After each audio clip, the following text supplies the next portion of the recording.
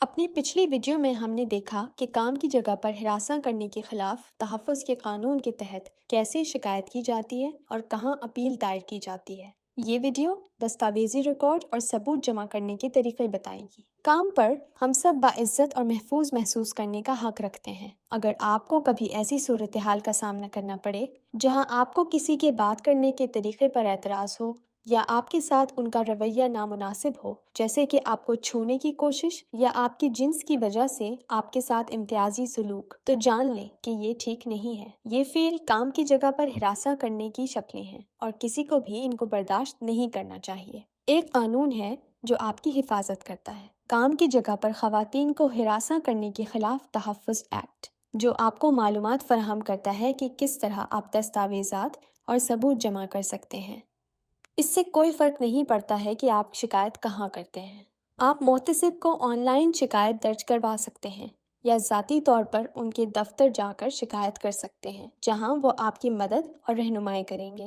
اپنے کیس کو مضبوط بنانے کے لیے صحیح ثبوت اکٹھا کرنا بہت ضروری ہے۔ جو کچھ ہوا اسے جمع کرنے اور تحریری ثبوت اکٹھا کرنے کے کچھ آسان طریقے یہ ہیں۔ اسے لکھیں۔ ہر واقعے کا ریکارڈ یا ڈائری رکھیں۔ تاریخ، وقت، مقام، کیا کہا یا کیا گیا اور اس سے آپ کو کیسا محسوس ہوا۔ اگر کسی نے اس واقعے کو دیکھا ہے تو ان کے نام اور عہدے شامل کریں۔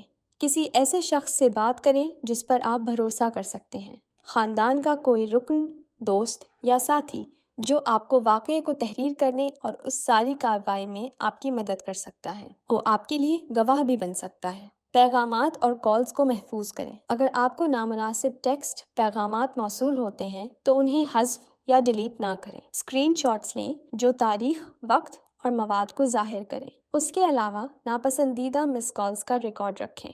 سی C T V footage check کریں۔ اگر یہ واقعہ سیکیورٹی کیمروں والے علاقے میں ہوا ہے تو وقت اور مقام کو نوٹ کریں۔ یہ فوٹیج آپ کے کیس میں مدد کر سکتی ہے۔ آپ کسی ہراساں ہونے والے شخص کی مدد کیسے کر سکتے ہیں؟ اگر آپ کسی کو ہراساں ہوتا دیکھیں تو ایسے طریقے ہیں جن سے آپ ان کی مدد کر سکتے ہیں۔ تعاون کی پیشکش کریں۔ ان کی بات سنیں، جو کچھ ہوا اسے تسلیم کریں اور اگر وہ متفق ہوں تو واقعے کو تحریر کرنے میں ان کی مدد کریں۔ آپ اس معاملے کو ایچ آر، انکوائری کمیٹی یا آمبڈس پرسن تک پہنچانے میں ان کی مدد کر سکتے ہیں۔ ایک ثبوتی بیان فراہم کریں۔ اگر ضروری ہو تو آپ انکوائری کمیٹی کے سامنے بطور گواہ بیان دے سکتے ہیں۔ اگر آپ نے محتسب کے دفتر میں یا اپنے کام کی جگہ پر انکوائری کمیٹی کو اپنی شکایت درج کروائی اور آپ کامیاب ہو گئے ہیں تو ہراساں کرنے والے شخص پر جرمانے عائد ہو سکتے ہیں۔ یہ جرمانے دو قسم کے ہیں۔ عام سزائیں: سرزنش جیسے کہ تنبیہی خط یا اس شخص کو نوٹس جاری کرنا جس کے خلاف شکایت کی گئی تھی، انہیں یہ بھی بتانا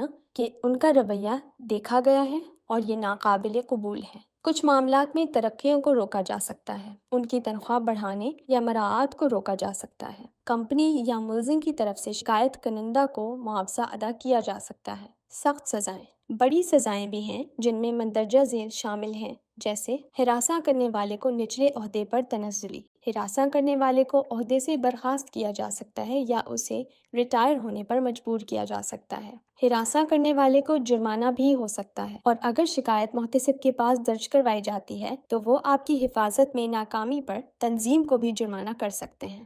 کام کی جگہ پر خواتین کو ہراساں کرنے کے خلاف تحفظ ایکٹ آپ کی مدد کے لیے حاضر ہے۔ آپ کام کی جگہ پر ایسے ماحول کے مستحق ہیں جہاں آپ خود کو محفوظ، قابل قدر اور با اختیار محسوس کریں۔